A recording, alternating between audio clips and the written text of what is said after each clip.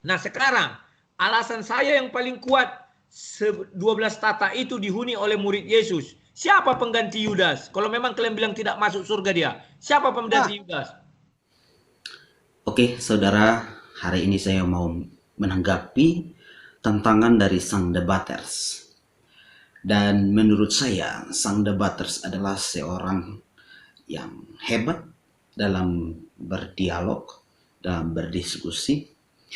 Menurut saya, sang debater adalah seorang yang pandai bercakap-cakap, tidak seperti saya yang kurang dalam bercakap-cakap. Menurut saya, sang debaters adalah seorang yang suka dan selalu menggunakan Alkitab dalam menjawab setiap pembahasan. Dan saya akan salut, terus kembangkan, dan Tuhan memberkati.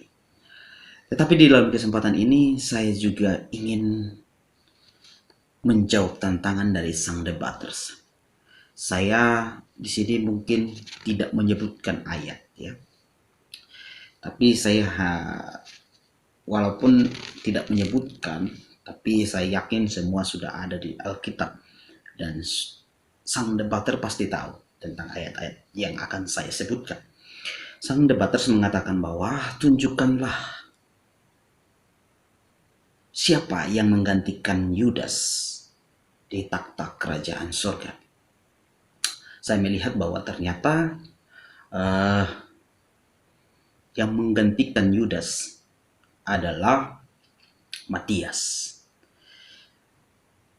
Karena dia sudah menggantikan Yudas. Ya, kita bisa lihat di dalam Kisah Para Rasul, ya, bahwa Matiaslah yang menggantikan Yudas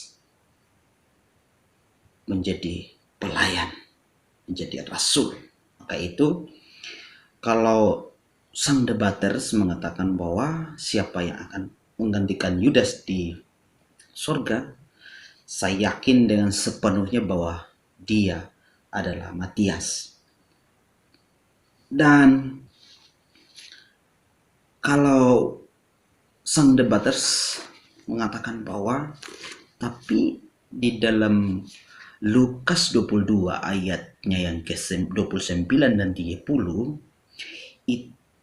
janji atau penentuan yang duduk di kerajaan sorga semeja dan makan bersama dengan Yesus dan ikut menghakimi adalah Yudas, karena pada saat itu Yesus memberikan kuasa kepada mereka dan berjanji kepada mereka, dan Yesus sudah menentukan. Berarti apakah Matias akan menggantikannya? Saya jawab ya. Matias tetap menggantikan dia karena semua ini terkait dengan Yudas yang sudah mengkhianati, dan celakalah orang yang melakukannya, ya. Itu dikatakan firman Tuhan.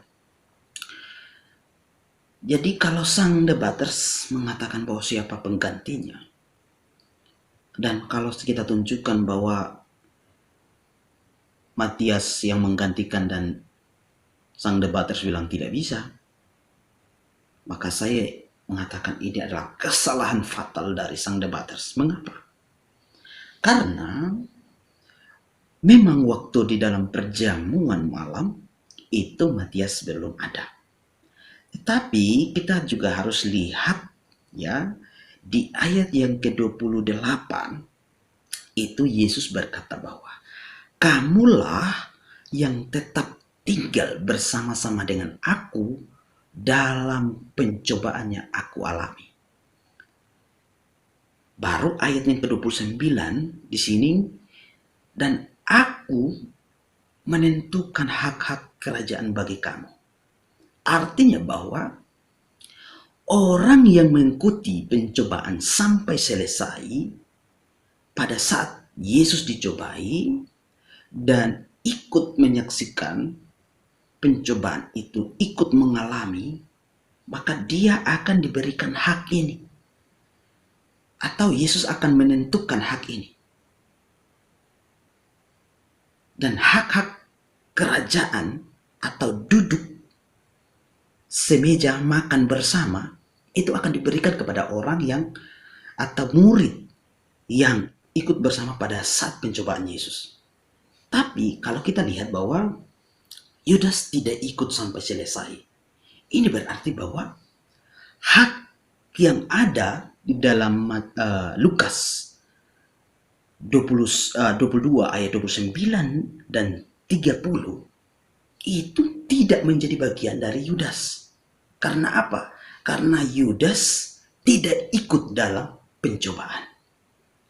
Bahkan kalau kita perhatikan ayat selanjutnya, ya, di dalam ayatnya yang ke-47, waktu Yesus masih berbicara, datanglah serombongan orang, sedang muridnya yang bernama Yudas, seorang dari ke-12 murid, berjalan di depan mereka. Yudas mendekati Yesus untuk menciumnya.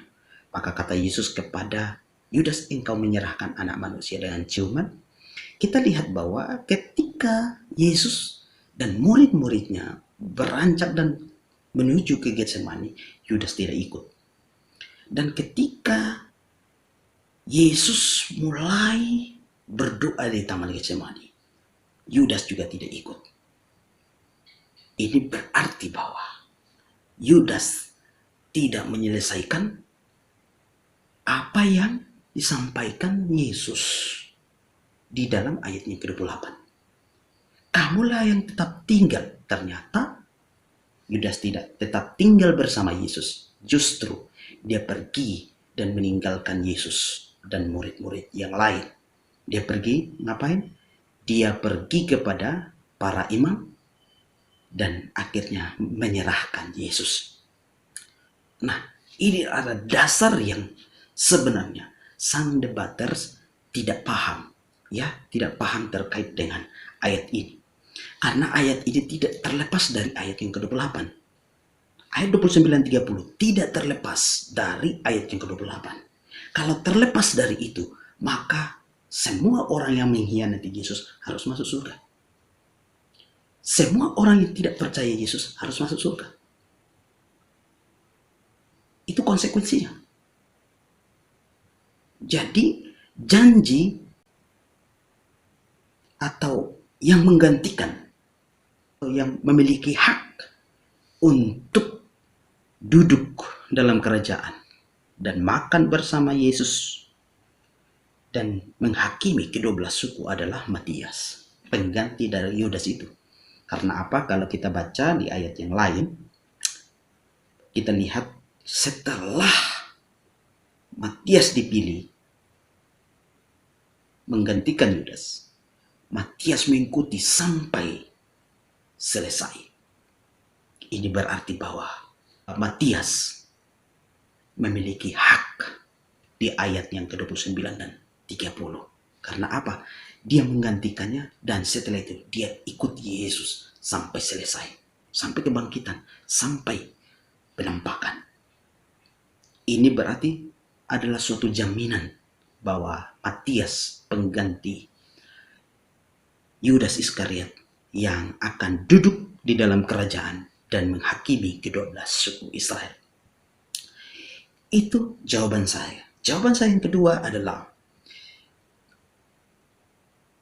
mengapa saya mengatakan bahwa orang yang harus sampai selesai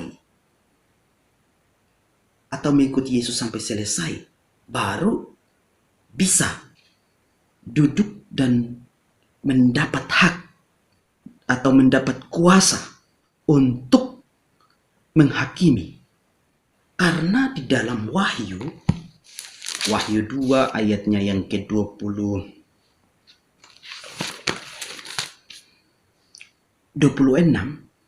firman Tuhan berkata, dan barang siapa menang dan melakukan pekerjaanku sampai kesudahannya, kepadanya akan kukaruniakan kuasa atas bangsa-bangsa.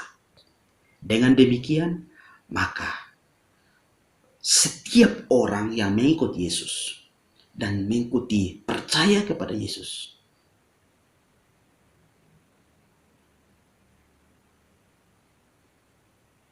dan percaya kepada Yesus sampai selesai, maka dia akan berhak, karena Yesus berjanji bahwa dia akan dikaruniakan kuasa atas bangsa-bangsa.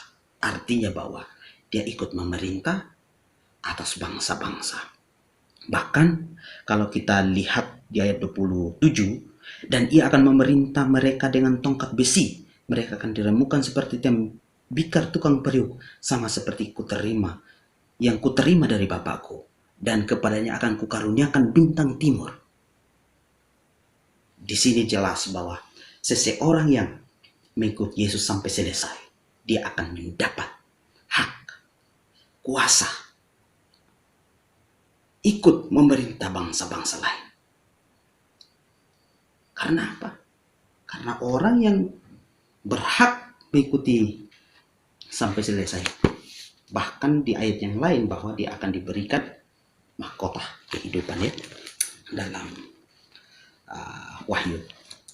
Bahkan kalau kita lihat Wahyu 3 ayatnya yang ke-5, di situ dikatakan, barang siapa menang, ia akan dikenakan pakaian putih.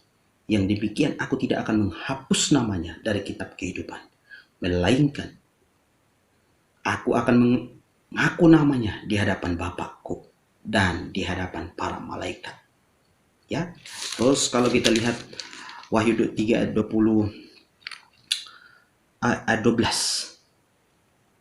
Di situ dikatakan, barang siapa menang, ia akan kujadikan soko guru di dalam bait suci Allahku, dan ia tidak akan keluar lagi dari situ. Dan padanya akan kutuliskan nama Allahku, nama kota Allahku, yaitu Yerusalem baru yang turun dari sorga dari Allahku, dan namaku yang baru. Dan perhatikan juga di dalam Wahyu 3 ayat yang ke-21. Barang siapa menang, ia akan kududukkan bersama-sama dengan aku di atas takhtaku, sebagaimana aku pun telah menang dan duduk bersama-sama dengan Bapakku di atas taktahnya. Ini berbicara tentang seseorang yang menang atas segala yang telah dia lakukan dan mengikuti Yesus sampai kesudahan hidupnya. Nah, berbeda dengan Yudas Iskariot yang tidak mengikuti Yesus sampai selesai.